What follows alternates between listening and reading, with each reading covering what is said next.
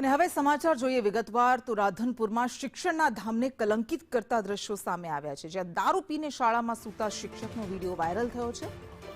બોતરકા પ્રાથમિક શાળાનો આ વિડીયો આચાર્યની ડીપીઓને રિપોર્ટ કરીને કાર્યવાહીની માંગ।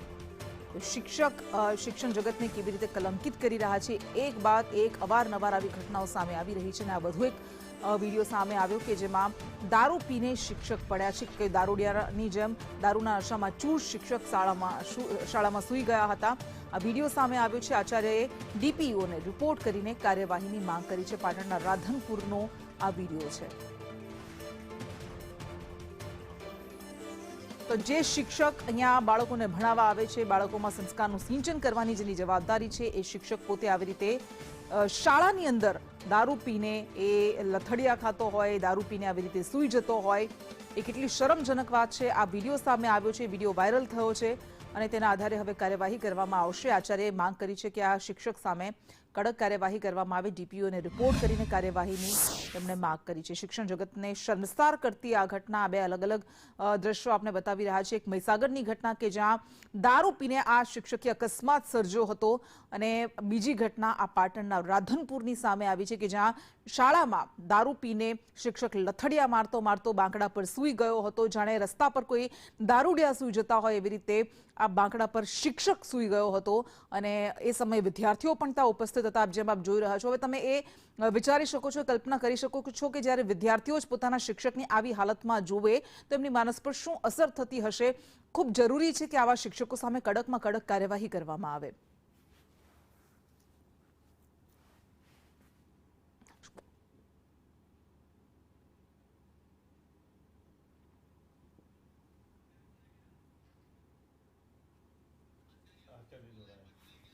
અને આ ગોતરકા પ્રાથમિક શાળાના આચાર્ય રમેશભાઈ ચૌધરી આપણી સાથે જોડાઈ ગયા છે। રમેશભાઈ, આપની શાળાનો આ વિડીયો ખૂબ જ શરમજનક આ વિડીયો છે। આ શિક્ષણ જગતને કલંકિત કરનારો વિડીયો છે કે જેમાં એક શિક્ષક એક દારૂડિયાની જેમ બાંકડા પર દારૂના નશામાં ચૂર થઈને સૂઈ જાય છે।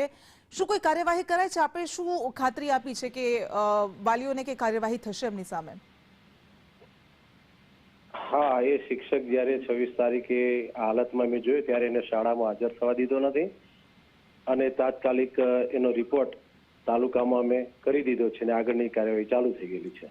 એટલે શિક્ષક શાળામાં આવીને એને દારૂ પીધો હતો કે શાળામાં એ દારૂ પીને જ આવ્યો હતો?